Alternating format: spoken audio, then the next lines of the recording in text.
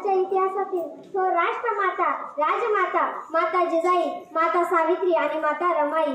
माता जिजाईच नसती तर शिवबासारखा राजा त्याला मिळालाच नसता आणि माता जिजाई सावित्री नसती तर महात्मा फुलेंनी मुलींसाठी पहिली शाळा काढलीच नसती आणि माता रमाई नसती तर डॉक्टर बाबासाहेब आंबेडकरांद्वारे लिहिलेले संविधान मिळालेच नसते. म्हणूनच भारताचा इतिहास घडवणाऱ्या रणरागिणी, राष्ट्रमाता, राजमाता, माता जिजाई, माता सावित्री आणि माता रमाईच्या चरणी नतमस्तक होऊन त्यांना विनम्र अभिवादन आणि हा मानाचा मुद्रा. बहुजनातील शूर महिलांनी पावन केली भूमी ग, बहुजनातील शूर महिलांनी पावन केली भूमी ग, पावन केली भूमी ग बाई बाई, पावन केली भूमी ग, पावन केली भूमी ग बाई बाई, पावन केली भूमी ग.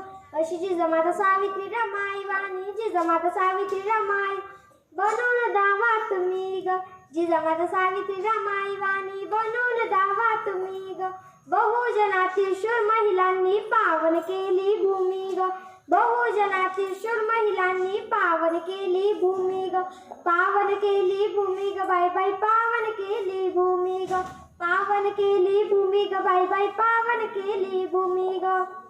450 वर्षापूर्वी या महाराष्ट्राच्या मातीमध्ये, या शौर्याच्या मातीमध्ये एका रणरागिणीचा जन्म झाला, जिने जंगलातल्या 11 विक्रा सिंहाच्या पायात सुटलेला काटा काढण्याचे धाडस केले आणि हीच धाडसी रणरागिणी भोसले घराण्याची कुलवधू झाली, छत्रपती शहाजी महाराजांची सौभाग्यवती झाली, जिच्या कुशीतून स्वराज्याचं देखणं स्वप्न जन्माला आलं. 19 फेब्रुवारी 1630 रोजी वारा स्तब्ध झाला, दगडालाही पाझर फुटला आणि शिवनेरीवर एक तेजस्वी तपस्वी बाळाचा जन्म झाला आणि याच तेजस्वी तपस्वी बाळाने आई जिजाऊचं स्वप्न सत्यात उतरवलं आणि जिजाऊसाठी हे राष्ट्रमाते आई जिजाऊ तू नांद आमच्या घराघरात, सिंहासनी बैसी काळ जात, तुला आरतीने स्तोत्रात गाऊ, तू नांद आमच्या घराघरात, हे राष्ट्रमाते आई जिजाऊ.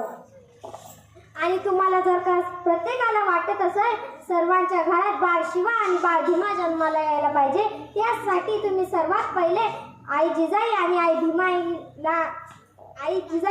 भीमाई आली पाहिजे, तरच बाळ शिवा आणि बाळ भीमा जन्माला येईल.